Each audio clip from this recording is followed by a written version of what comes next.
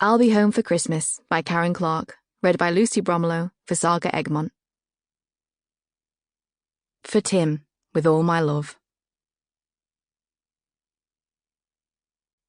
Chapter 1.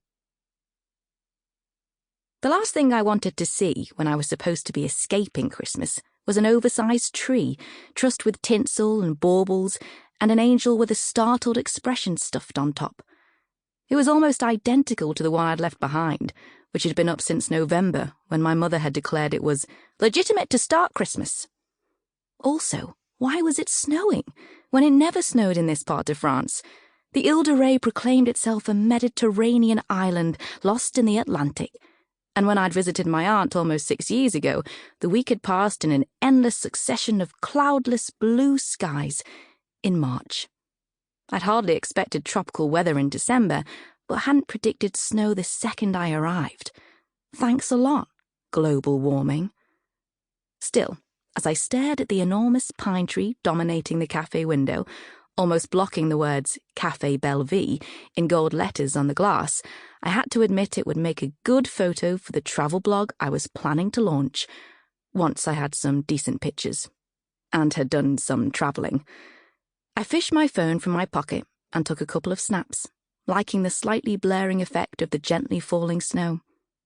Beyond the twinkling tree lights were customers in the cafe, lots of them, chatting and laughing. I imagined inserting myself among them and being sociable. It was ages since I'd mingled with that many people, much less chatted and laughed. In fact, I wasn't sure I'd laughed at all since Gran's death, nearly 8 months ago. My gaze tracked a woman and child heading towards the entrance, the girl's eyes aglow as if she'd had a glimpse of Narnia. If she'd lived here all her 4, 5, 6 years, she might never have seen snow before. "I want hot chocolate, Mummy, and a great big cake like this," she said, voice carrying on the chilly afternoon air, demonstrating the size of a pair of small gloved hands. "Maybe 2 cakes." English. "You can have some hot chocolate, but no cake," said her mum, with a smile in her voice. "We'll be having dinner soon." "Can we have a snowball fight?" "There's not enough snow yet, Holly." Holly?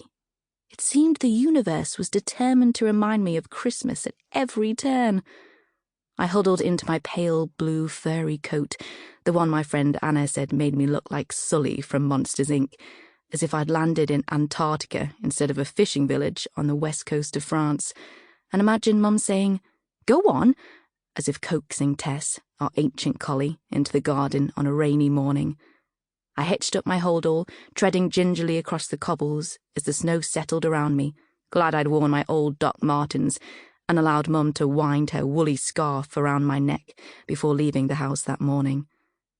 Entering the cafe behind the woman and her daughter, I was hit with a blast of warmth and 2 of my favourite smells, ground coffee and freshly baked pastry, the others being lemons, pizza, and cut grass after rain. And my appetite rebooted. I hadn't even eaten since breakfast, when Mum insisted I demolish a bowl of porridge to line my stomach, as though I was planning to drink my body weight in gin, rather than heading to the airport to catch a plane.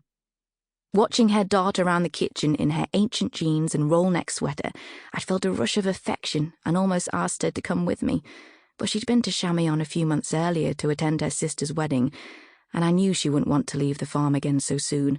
Plus, she was helping organise the Christmas play at the local village hall and preparing to host the Bailey family Christmas at the farmhouse, which wouldn't be the same without Gran, and was the main reason I'd opted to give the whole thing a miss this year.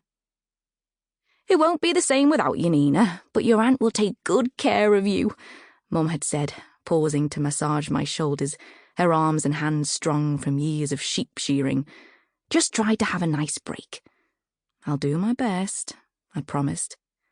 I hadn't mentioned I was going to use the time away to try and get my travel blog off the ground, preferring to present it when I'd got some posts to share. When he dropped me at the airport, Dad had wrapped me in a bear hug, almost crushing my ribs, as though I was embarking on an expedition fraught with danger. "Sure you don't want me to sort the bastard out?" he said gruffly. "It's not too late, you know."